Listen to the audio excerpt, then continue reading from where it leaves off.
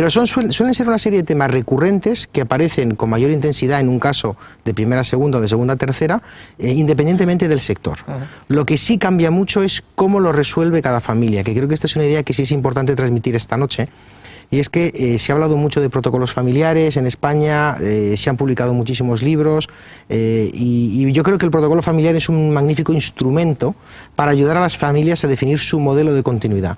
Pero entiendo que el protocolo familiar tiene que ser un traje a medida en el que las familias definen exactamente cómo quieren funcionar ellos. Y si sacáramos algunos ejemplos de protocolos familiares que han tenido éxito en una empresa y los aplicáramos a otra familia empresaria, sería un estrepitoso fracaso. Luego yo creo que cada familia tiene que buscar su propio camino, con independencia de la opinión de expertos. ¿Asentíais los tres? O sea, que cualquiera de los tres puede... Sí, totalmente. Es que yo veo lo que está diciendo Mario, porque efectivamente la empresa familiar, uno ha estudiado medicina. Bueno, pues yo creo que el conducto de la empresa propia es precisamente, si no quiere continuar con la empresa, pues ayudarle a montar su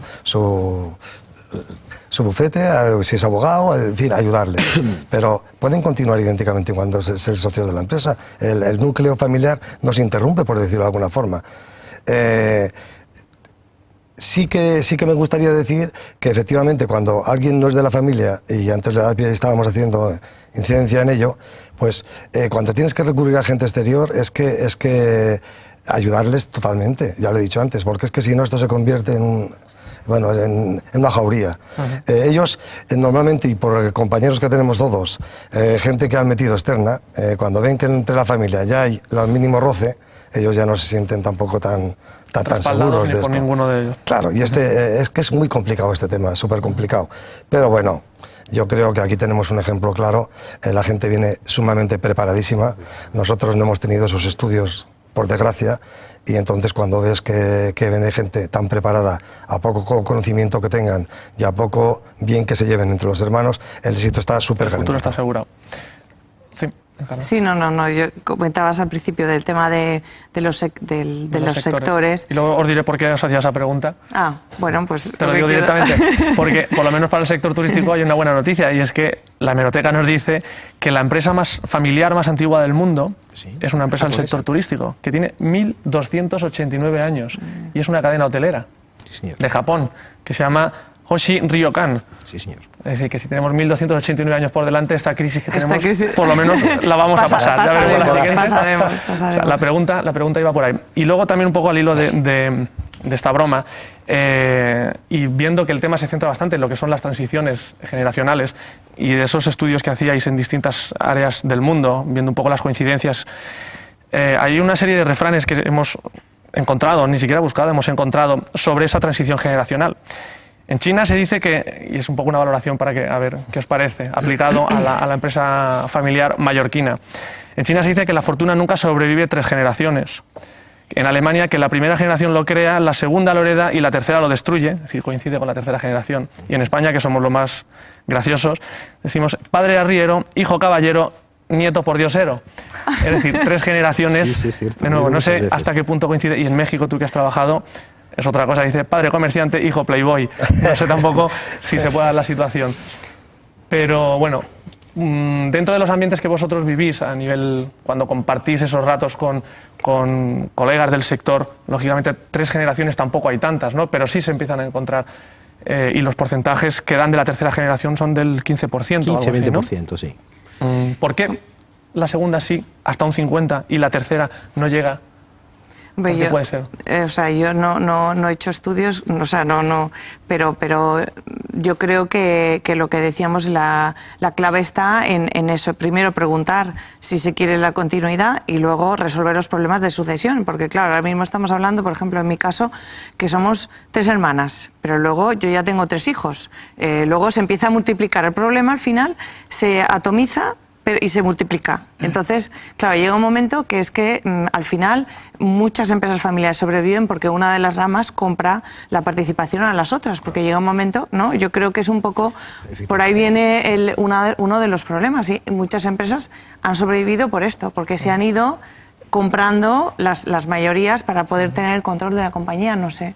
Si esto es lo que se llama la poda del árbol, pero yo creo que lo bueno de este tipo de mecanismos es hacerlos de manera ordenada. Es decir, si tenemos una empresa familiar, por ejemplo, de segunda o de tercera generación, con 5 ramas familiares y cada uno tiene sus 2 o sus 3 hijos, y en un momento determinado una rama familiar opta por no continuar, pues porque su vocación no está en la continuidad, es muy difícil que se pongan de acuerdo sobre cuánto vale su compañía, si no hablamos de una compañía cotizada o de un tamaño determinado, y además no hay que olvidar una cosa, vender un porcentaje minoritario de una empresa familiar fuera es muy difícil, porque es difícil encontrar un inversor que entre en una compañía, salvo que sea una compañía de un tipo determinado, con un núcleo mayoritario de familiares que se supone que están aglutinados, ¿no? Entonces, nosotros tendemos mucho a desmitificar el problema este que tú comentas, que es el de, es decir, vender la participación en la empresa familiar, ¿es una traición a la familia o no? Porque muchas veces se vive así por parte de los que están gestionando, a la hora de hacer el esfuerzo de comprar al que sale. Pero en general las que están continuando tercera o cuarta generación han vivido algún proceso de concentración de la propiedad, tienen previstas cláusulas para valorar la compañía y regular los derechos de preferencia con cierta especialidad en función de la rama familiar que compra o la rama familiar que vende. Y yo también devolvería la pregunta a todos esta noche, ¿no? Es cierto que las estadísticas son las que son, pero también tenemos que pensar que dentro de todos los sectores, entre las 5 primeras posiciones, siempre hay una empresa familiar. Luego, yo creo que las empresas familiares lo han hecho y lo están haciendo francamente bien, porque si no, no estarían en los rankings donde están, ¿no? Y esto creo que es un tema que hay que valorar muy positivamente a las familias empresarias, ¿no? Estoy totalmente de acuerdo, pero Encarna lo definía muy bien. La segunda generación yo creo que no tiene problemas. Bajo mi punto de vista, se puede llevar. Pero ya en el momento que ya empieza en la tela de araña a esparcirse con hijos, con primos, con todo esto, ahí es donde vienen parejas importante, ahí vienen los verdaderos problemas. La segunda generación yo la veo bastante segura relativamente. La tercera ya no soy tan optimista. Me gustaría comentar una cosa del tema de los cónyuges en empresa familiar, y es que siempre han sido como los malos de la película, o toda la literatura te dice que los familiares políticos pues son las personas que hay que mantener más lejos de la familia. Y no hay que olvidarse de 2 ideas. En primer lugar son los padres o las madres de los futuros socios. Luego la idea que ellos transmiten de la empresa familiar y de la continuidad a la siguiente generación es un tema que entendemos que hay que cuidar mucho. Y luego hay otro dato importante, y es que nosotros hace un año publicamos un estudio de cómo funcionaban las empresas de hermanos y cuáles eran las claves de éxito. Y más del 80 y pico % de las empresas que participaron a través de cuestionarios anónimos, y por lo tanto entendemos que la sinceridad de la respuesta era obvia, nos decían que los equipos de hermanos que funcionan bien no tienen problemas con los familiares políticos, y que el familiar político lo único que hace es amplificar la falta de unión entre unos hermanos. Luego, la idea de que el familiar político es el detonante del conflicto entre los hermanos, creo que hay que ponerla en cuarentena. Evidentemente hay casos en los que nos hemos encontrado que sí, pero nosotros entendemos que cuando la relación entre los hermanos es sólida, está bien construida, hay unos valores y hay un proceso de comunicación bueno entre ellos, los familiares políticos son más periféricos y suelen ser un factor no tan importante de cara a la continuidad. Esta es una idea que creo que hay que tener en cuenta. Sí, estoy totalmente de acuerdo contigo. Nos queda muy poco para terminar, 2 minutos prácticamente, y esos 2 minutos siempre intentamos mirar un poco hacia el futuro, ¿no? En el caso, y en este caso, o esta noche, como estamos hablando lógicamente de unas percepciones muy personales y de las empresas muy concretas, ni siquiera estamos hablando del sector, ¿cómo veis el futuro en base a eso, en ese pequeño círculo en el que os movéis?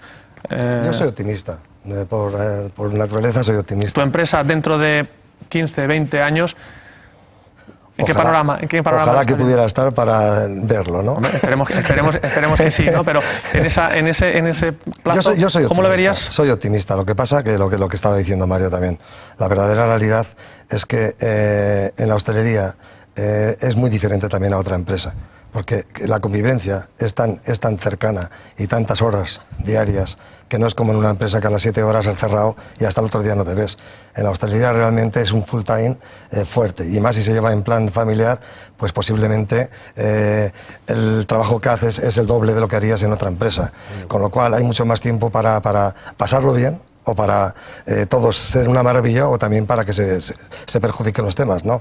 La hostelería en sí tiene esos problemas que también hay que saber que es muy diferente a otra empresa, muy diferente. Anda.